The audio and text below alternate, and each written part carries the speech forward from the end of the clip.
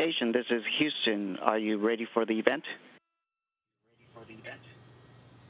Houston, this is Station. We are ready for the event. Pine River Backus Schools, this is Mission Control Houston. Please call station for a voice check. Emma Barkus, 10th grade student at Pine River Backus School. How do you hear me? I hear you loud and clear. My name is Emma. We want to welcome you, Flight Engineer Vandehei, to PRB Schools. We have Senator Eichhorn and Representative Lehman here as well. We're all so excited to talk to you today. This is such a huge honor to be a part of your first downlink. Our first question is, how did your experiences in the military help prepare you for being an astronaut and going into space? Well, there's a very direct correlation between the military and being able to fly in space for me, because being in the military is all about taking care of the people on your team. And up here in space, I'm on a team of 6 people that's separated from the rest of humanity. So that ability to take care of ourselves in extreme environments and to take care of other people is really important. Hi, my name is Abilene. What does the gravitational force feel like as you launch? What does gravitational force feel like as we launch? So during the launch on the spacecraft we used, the G-forces, that's what we call the multiplication factor of a normal force from gravity. It's really the acceleration we experience. That was at most about 3 times, I believe, what we normally feel. But because we were laying on our backs while we were launched, it just felt like we were being shoved harder into the seat. It really wasn't that bad, though. It was pretty interesting. Hi, my name is Kyla. Do you get scared and sometimes think, OMG, I'm in space? I'm sorry, could you say that again? The question was, do you get scared and sometimes think, OMG, I'm in space? So yes, I definitely have a lot of wow moments. Honestly, I'm realizing that our ability to walk is hugely dependent on gravity. And the first 2 to 3 days, actually even now I'm still learning about how to move around. It's like learn to walk again. The fact that I can float makes it really easy to move, but it's also very easy to float past the place I want to be. Or, for example, like if I wanted to stay right here and wasn't paying attention, it's really easy for me to just float up and away from where I want to stand.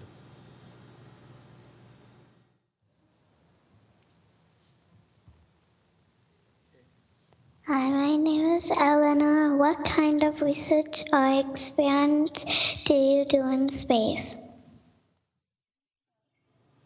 That's a great question. There are hundreds of experiments we're doing in space. One that I can highlight is an experiment we did growing lung tissue in space. Our hope is that that lung tissue will be able to help fight cancer. And we just returned that to Earth a couple of days ago to have researchers continue to use that tissue to understand it better.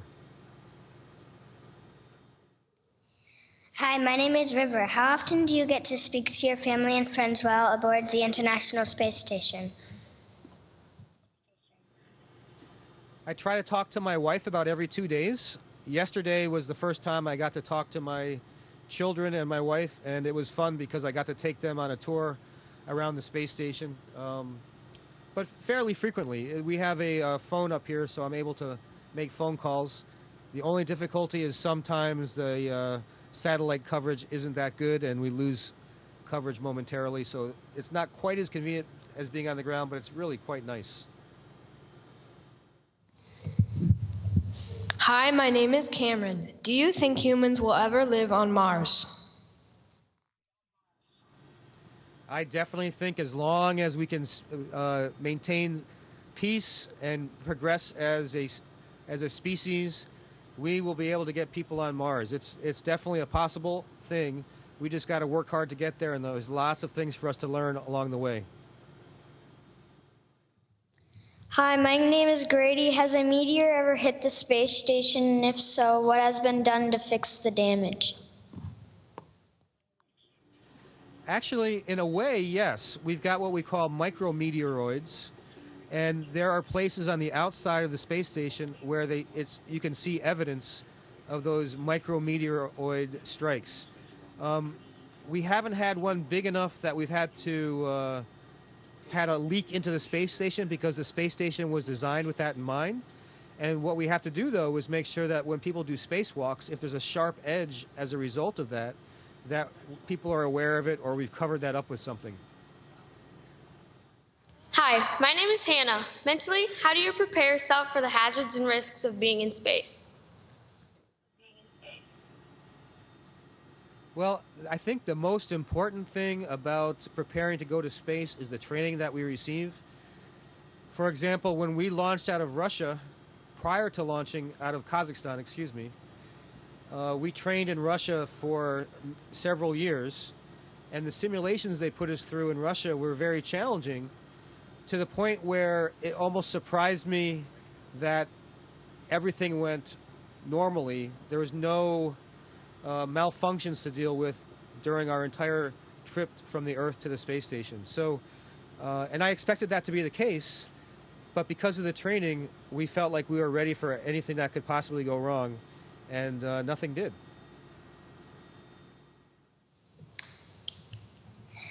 Hi, my name is Kensley.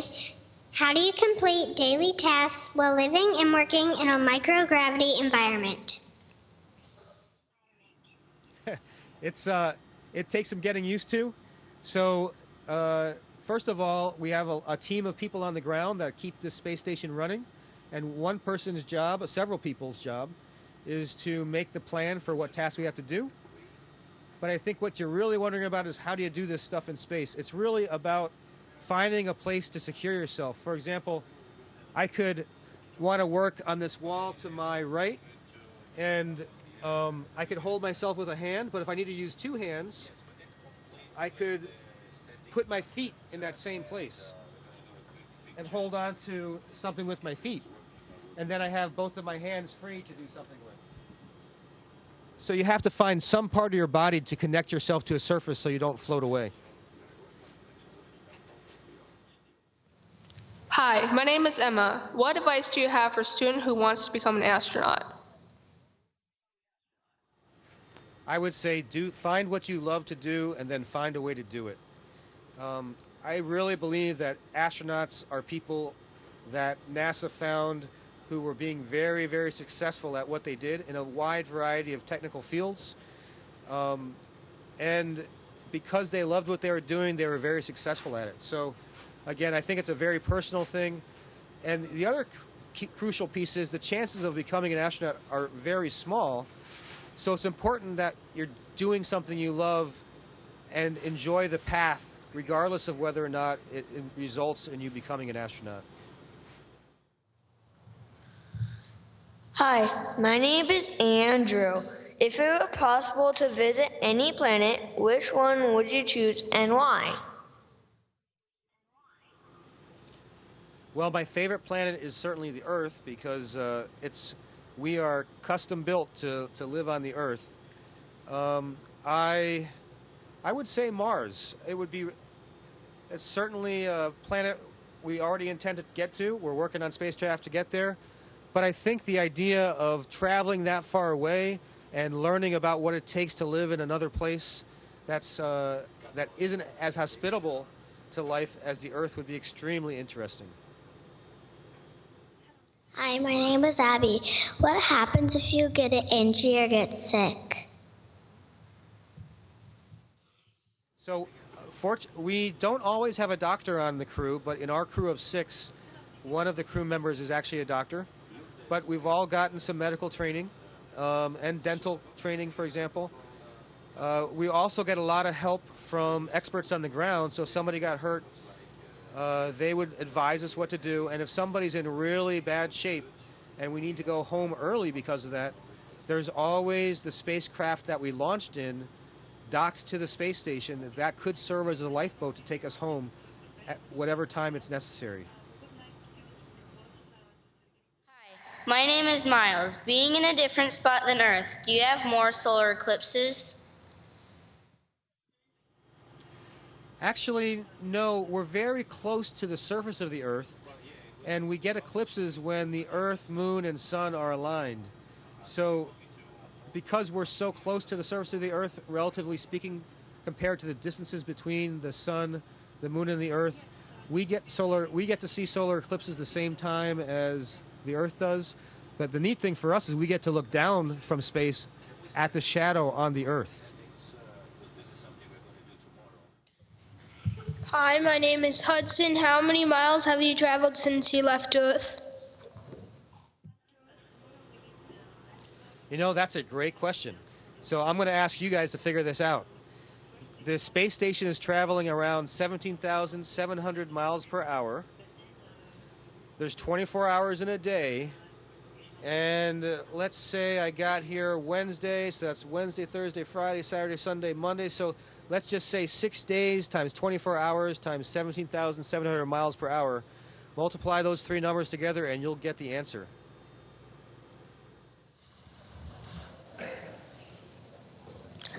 Hi, my name is Audie. How do you get home from the International Space Station?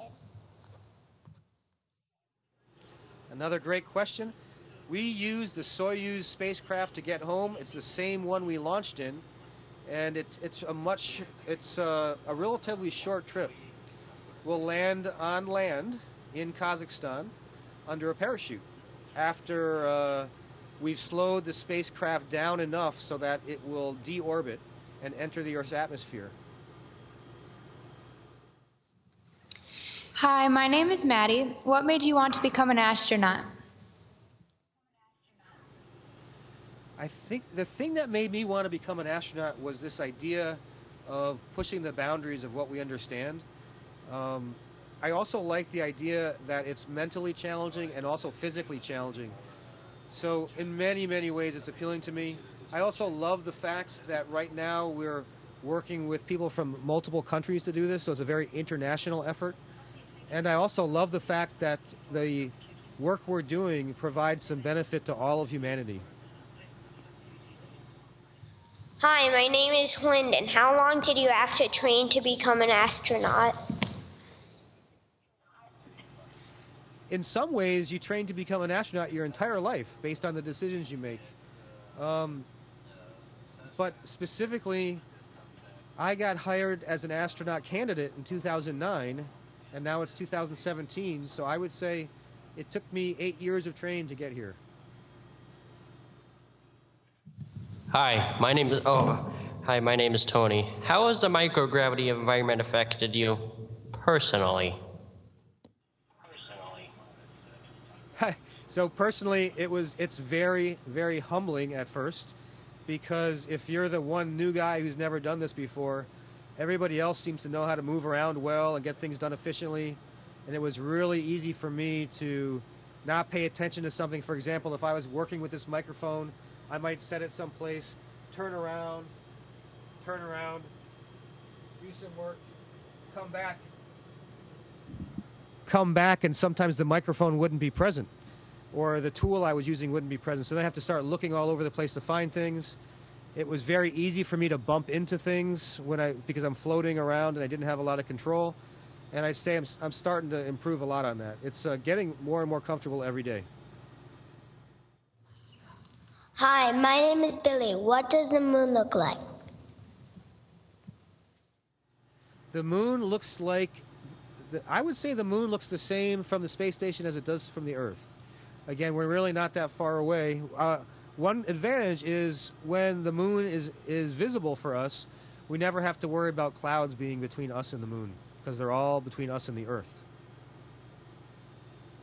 Hi, my name is Brooke. How long can you be in space? Well, we've had people be in space for about a year, and we really don't know the limit, but we're trying to make sure that we can find a way to have people be very healthy so that if we go to another planet, no matter how long that trip takes, that those people will be healthy when they arrive, and they're not going to be met by doctors. They're going to be met by an empty planet. Hi, can you tell us about the module that you are currently in? Sure. This is the U.S. lab. It's, I would call it kind of a hub for the U.S. segment of the space station. It's got lots of different facilities. There's these things called international standard payload racks that are located all over. When we flew the shuttle to bring things up here, we interchanged those a lot. But every single surface is covered with either places to store equipment we use for experiments, or items we use to control the space station and keep it running well, or experiments. And what advice do you have for the students in this room? I would say try really hard, do your best, whatever your best is. But try harder to make sure that other people are doing their best than that you look like you're better than everybody else. It's really important that we do things as a team and that we are all successful together.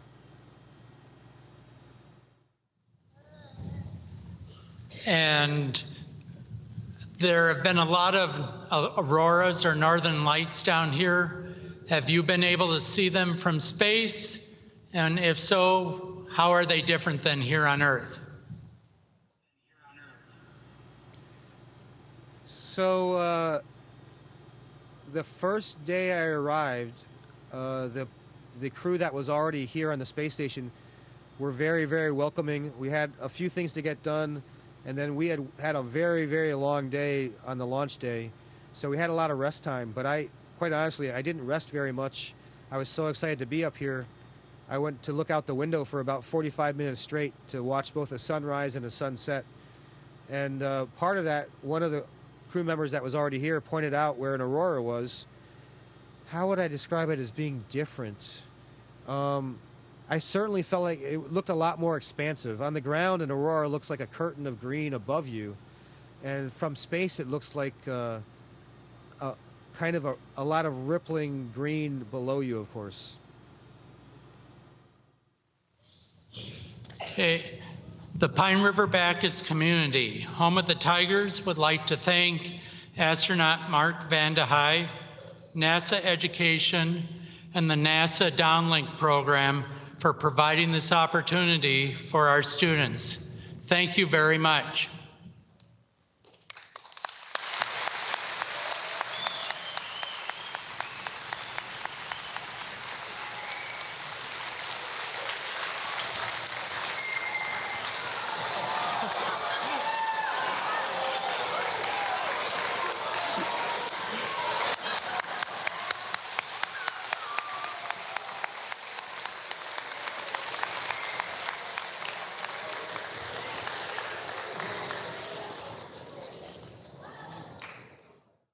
Station. This is Houston ACR. That concludes the event.